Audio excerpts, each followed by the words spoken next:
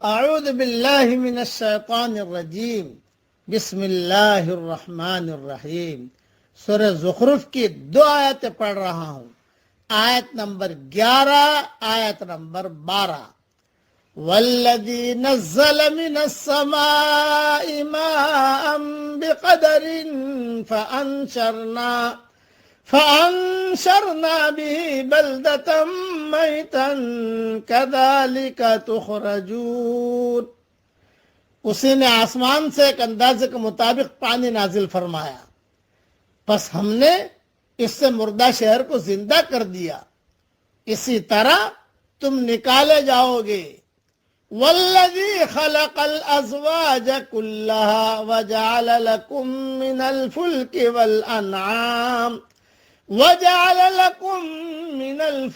والانعام ما ترکبون۔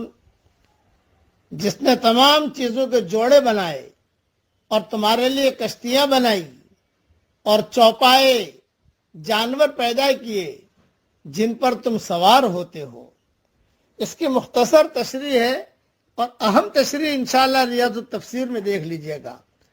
یعنی ہر چیز کو جوڑا جوڑا بنایا، نر اور مادہ، نباتات اور کھیتیاں، پھل پھول اور حیوانات، سب میں نر اور مادہ کا سلسلہ بنایا، مرد عورت، لڑکا لڑکی، رات دن، صبح شام، یہ سارا کا سارا مسئلہ چلا۔ بعض کہتے ہیں کہ اس سے مراد ایک دوسرے کی مخالف چیزیں ہیں، یعنی جیسے روشنی اور اندھیرا، مرض اور صحت، انصاف اور ظلم، خیر اور شر، ایمان اور کفر، نرمی اور سختی، میٹھا اور کڑوا، ایک دوسرے کے مقابلے میں کہ میٹھا بھی ہے کڑوا بھی ہے۔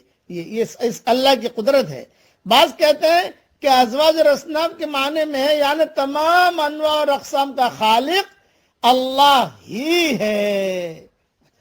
بارش کے بارے میں کہا کہ جس سے تمہاری ضرورت پوری ہو سکے، کیونکہ قدر حاجت سے کم بارش ہوتی تو تمہارے لیے مفید ثابت نہ ہوتی، اور زیادہ ہوتی تو طوفان بن جاتی جس میں تمہارے ڈوبنے اور ہلاک ہونے کا خطرہ ہوتا۔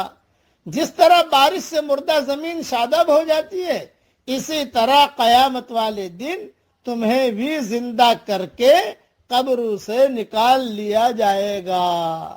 اور ایک نصیحت کی بات عرض کرتا ہوں کہ موجودہ دنیا کی اہم خصوصیت یہ ہے کہ وہ حیرت انگیز طور پر انسان کے موافق ہے۔ یہاں کی تمام چیزیں اس انداز پر بنائی گئی ہے کہ انسان ان کو جس طرح چاہے اپنے مقصد کے لیے استعمال کرے۔ اس کا تقاضا ہے کہ آدمی کے اندر شکر کا جذبہ پیدا ہو۔ وہ جب خدا کی دنیا کی کسی چیز کو اپنے لیے استعمال کرے تو اس کا دل خدا کے آگے جھک جائے، اس کی زبان سے اعتراف و دعا کے کلمات ابلنے لگیں۔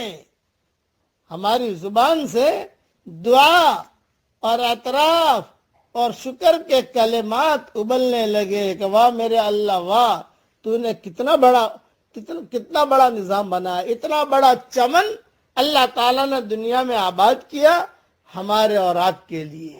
اس لیے اللہ اس چمن کی بھی حفاظت کرے اور چمن میں رہنے والوں کی بھی اللہ حفاظت کرے۔